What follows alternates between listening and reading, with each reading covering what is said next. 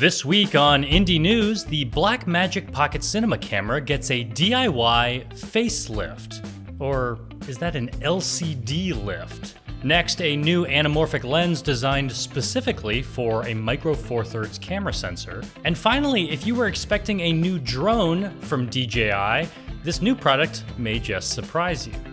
But first, this video is brought to you by Skillshare. Whether you want to fuel your creativity, curiosity, or even your career, Skillshare is the perfect place for learning and thriving in 2019. Hey Indy Mogulers, Griffin here. As I mentioned in last week's episode, I shoot these on a Panasonic GH5, and one of the things I like about the camera is the flip-out LCD, which I'm using right now to see myself.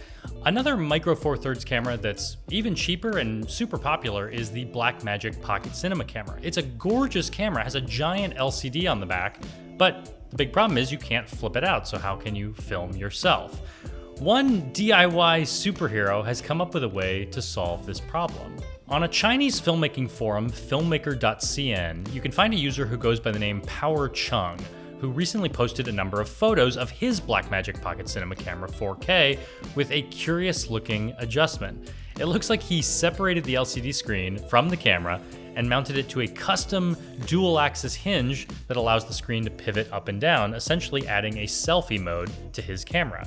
The big drawback of this is that there is no software mechanism in the Blackmagic Pocket Cinema Camera to invert the image. So when you flip the LCD up, it's upside down.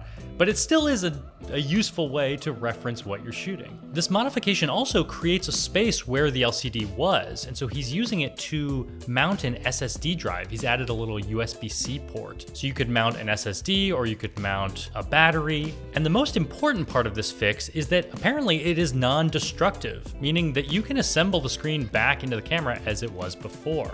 I would think that a DIY mod like this would void your warranty, but if you really want to do it, Power Chung is offering this as a service. You can go to taobao.com and you actually have to send your Blackmagic Pocket Cinema Camera to China for at least 3 business days. He's charging 1,300 to 2,000 yuan, which is somewhere between $200 and $300 US. Our next story also involves micro four thirds cameras like the Blackmagic Pocket Cinema Camera and my Panasonic GH5. The Panasonic GH5 will let you shoot the full 4x3 sensor if you want to use an anamorphic lens. The problem is when shooting with anamorphic lenses, they're not really made for that 4x3 shape. So you don't get exactly the anamorphic shape that you want in the end. Enter Vazen, who is making a 40mm T2 1.8x anamorphic prime lens made for micro four thirds cameras. Announced at Cinegear 2019, Vazen challenged the status quo, the normal amount of stretch in anamorphic lenses, usually 1.33x or 2x. That's just the amount of horizontal stretch that's going on. So they're becoming the first vendor to offer a 1.8x stretch in an anamorphic lens for micro four thirds cameras. So why would you want a 1.8x stretch in an anamorphic lens? Well, if you do the math, micro four thirds sensor, stretch it out 1.8x, you end up at exactly 2.39 to 1 aspect ratio, that kind of common cinema anamorphic aspect ratio. Vazen claims that this lens will provide a buttery smooth oval bokeh and signature blue horizontal flare. Based on the test footage found online, it seems they made good on that promise. The lens itself weighs 1.8 kilograms, or a little less than 4 pounds. That's heavier than most of my lenses. I would have to consider getting a rig to support the camera. Vazen says this lens will start shipping at the end of the month, and if 40mm is too tight for you, they are coming out with a wider 28mm lens and also a closer 65mm later in the year. They're taking pre-orders now for the 40mm, and they're charging $32.50. which is more expensive than any lens that I've ever purchased. But one of the things that's kept me away from anamorphic lenses is that they're usually at least $10,000. So $3,200 actually seems like a pretty reasonable price point, especially if I'm just renting. Finally, this last bit of news isn't even really about filmmaking, but it involves popular drone manufacturer DJI.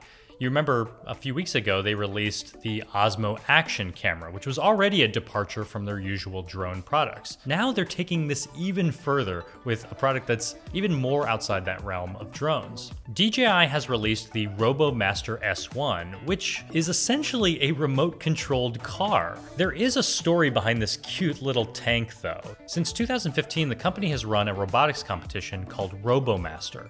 It's a tournament that's played out each summer where multiple teams of robots battle it out by shooting projectiles at each other. The event inspired the production of this robot, which is designed to teach kids how to code. That's right, you can control this robot with a mobile app or code it to move around on its own. It's equipped with a camera, a gimbal, a motor, a hit detector, an intelligent controller, and even a little blaster that shoots gel beads. Probably the most impressive thing about the S1 is that it can recognize numerous different values such as gestures, sounds, lines, and even people. Depending on how it's coded, it can shoot its blaster, rotate its camera, and play a sound effect when any of those values are triggered. You can program all these things using the Scratch and Python programming languages. The RoboMaster S1 will be available in China, Japan, and the US, and will retail for $4.99. With this new tank-style drone for kids, you can bring the RoboMaster competition into your own home. And although it's not filmmaking per se, I am sure someone is going to figure out a filmmaking application for a product like this. I've always felt like one of the coolest things about the DJI drones that I've flown is the artificial intelligence involved, the programming that goes into it. So I think it's great that they want to bring this to the masses and let kids get smarter from their technology. Once again, this video has been brought to you by Skillshare. With more than 25,000 classes in design, business, technology, film, and more, Skillshare is one of the most fun ways to learn in today's modern world. Instead of signing up for a filmmaking course, I can just sit through a class like DIY cinematography. With a premium membership, you have unlimited access to this massive library of classes. Their annual subscription is less than $10 a month. If you're ready to join the other 7 million creators already upgrading their skills, click the Skillshare link in our video description to get 2 months of Skillshare for free. Thanks for tuning in to this week's episode of Indy News, and be sure to subscribe to Indy Mogul for more educational and entertaining filmmaking content just like this. Let me know in the comments what you thought about this week's stories, and if there were other stories we missed that you want to share with the Indy Mogul audience. See you next time. And let me know in the comments, entertaining and be sure to I can't say these words. Okay.